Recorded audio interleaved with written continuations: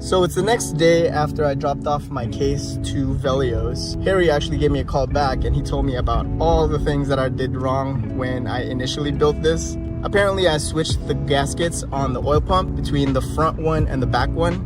And because I did that, it basically gave me very low oil pressure. I did see that there was the oil pressure light on my gauge, but whenever I feathered the gas, I mean, the light went away and I don't know, I thought that was normal, but apparently that was not normal. So because I was having low oil pressure, it basically starved my engine of oil pretty much everywhere. Now my cams are bad. The shaft may also be bad. They're gonna take a look at it. They're gonna mic it out to see if it's repairable, but they're saying for sure the camshaft is no bueno. So they're gonna be reviewing that and giving me a new quote for the fixes on everything. And honestly, at this point, like, I kind of just want to get this done. See this gasket here? So this is supposed to be on the back side? Yeah, on the back side. The one goes in front is very real thin. It's like tissue paper. Gotcha. Okay. See, feel here. Feel Here. Feel the wear? I do. That's just like those wristbands, same kind of deal. Yep. Then that's because you said the oil starvation, right? The cam. See where it's right on the bearings right there? Right there. You getting it up? Yeah, I can see that.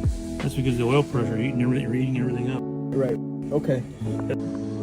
So I came here back to Velios to drop off my cylinders and pistons, and they're gonna take a look to see what the condition is inside here. I mean, it looks to be okay. In my opinion, they look all right, but they kind of want to double check just to make sure I'm not building bad parts. Just got back home and I did not get the good news that I was hoping for. After they took a look at all of these, they determined that it's probably best that I just go ahead and replace the entire set.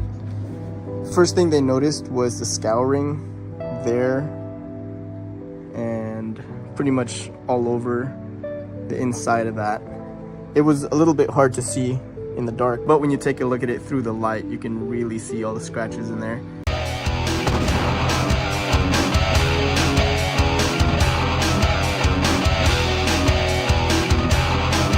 And that could probably have been caused because of the low oil pressure and the oil just wasn't delivering to the cylinders like they should.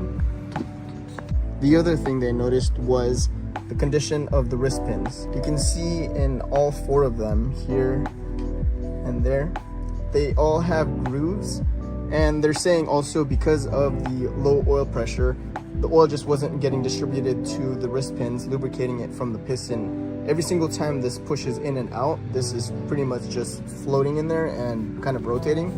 So because it was running dry, it burnt that out pretty badly. I had asked them if there was any way that I could possibly save these, maybe by getting the cylinders rehoned and just swapping out these wrist pins. They suggested against it. Pretty much at the same amount of money I'm spending on the labor to get it rehoned, replacing this, and they're saying if this is damaged, this is also likely to be pretty bad in these holes here as well.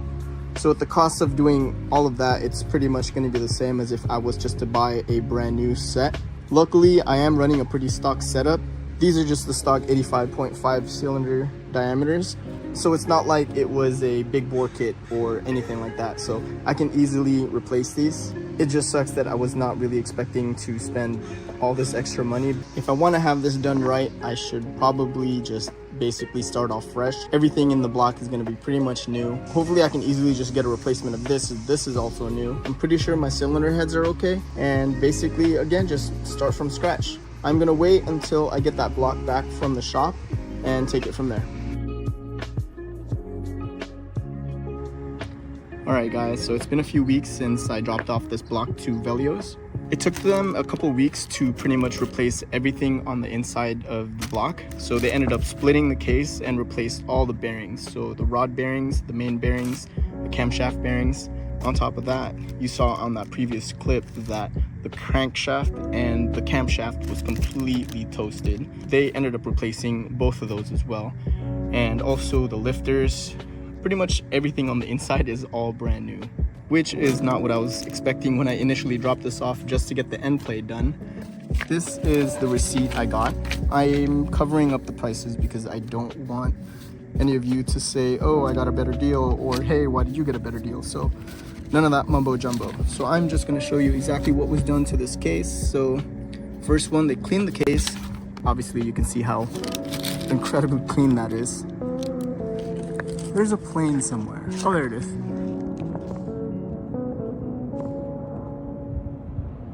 Hey dude. Okay, back to this.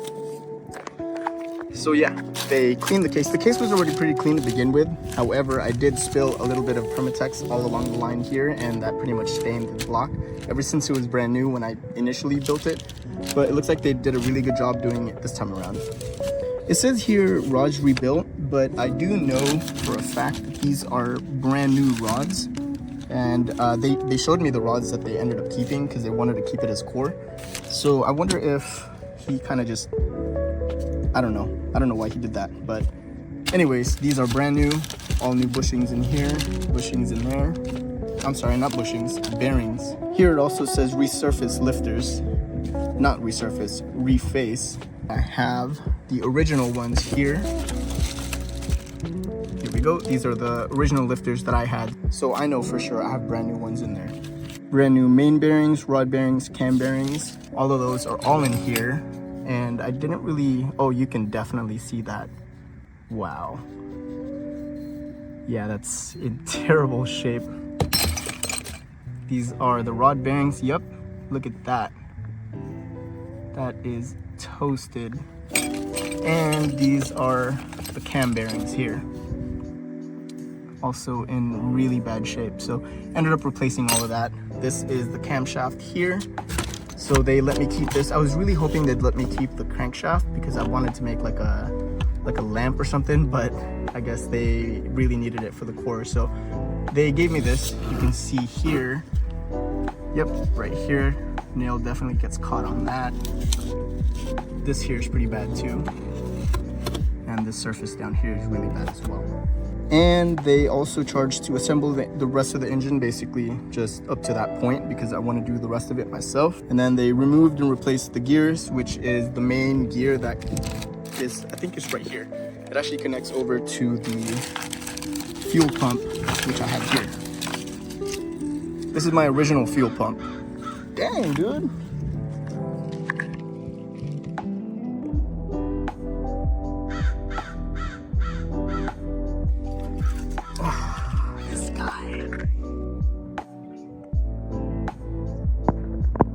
So this is my original worm drive gear thing for the fuel pump.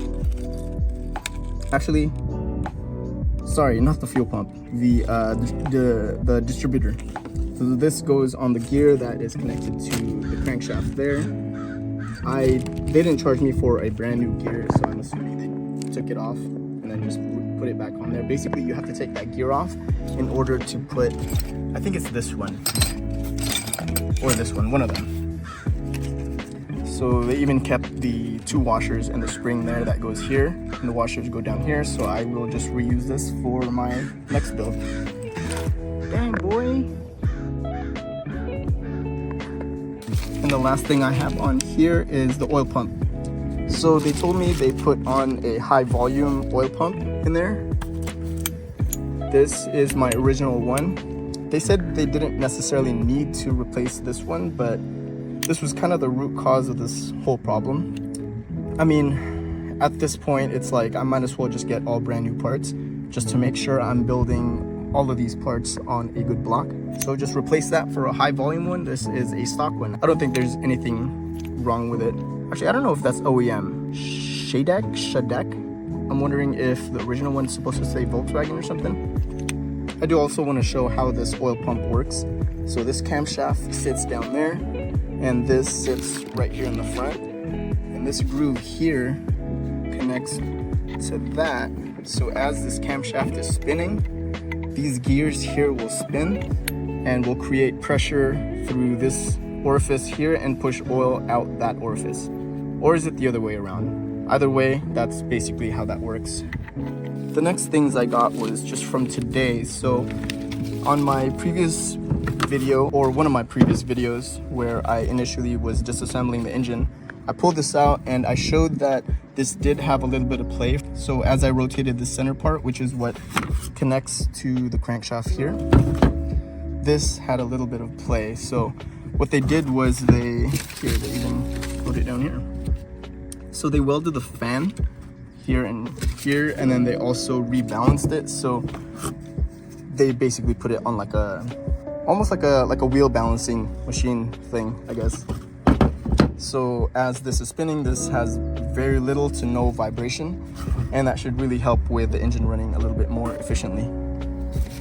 And after that was the, it says here, balance fan and welding minimum charge, which is that. So I don't know if he actually put this one on there. So maybe I'll see what's going on. But basically for my oil cooler, what they did is they flushed everything out. They put like some, I don't know if it's oil or fluid, I would imagine it was oil, but they run it through it and make sure everything's flushed out, and then they pressurize it to make sure there's no leaks, and everything was okay. Pressure test okay, so we are good.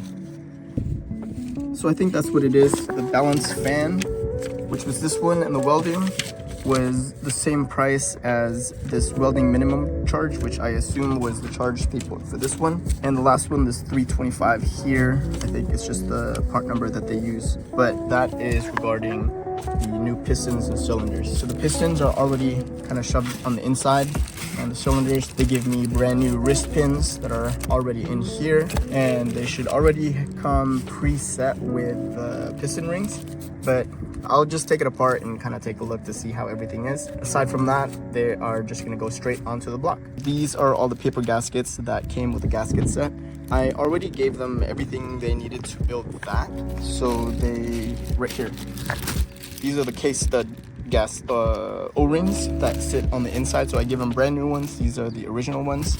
I'm also keeping a lot of the other metal gaskets, like for the exhaust and the oil cooler. These are for the push rod tubes and some exhaust crush rings or whatever. I still have my original bolt to hold the fan together. These, I really only need like 2 of these, or some of them. Actually, this one here for the distributor, a couple of these red ones for the oil cooler, and of course these are new gaskets for the valve covers. All right, so let's open this, and I'm gonna put this back on the engine stand and see what we're looking at.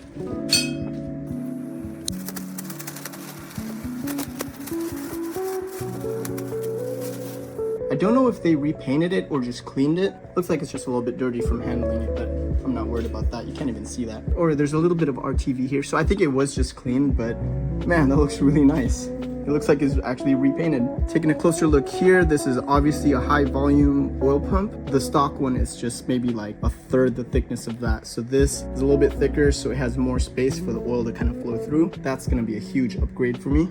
These are definitely brand new. I can just tell from looking at them. And the crank right there, also brand new. Yeah, everything on here is just really good. You can actually see here that this is what it's supposed to look like when you have this completely done right and with the right tolerances and everything. So what you do is you bring this up and you drop it, and it's not supposed to be really fast. It's supposed to go down just real slow, just like that. And it's the same for all 4.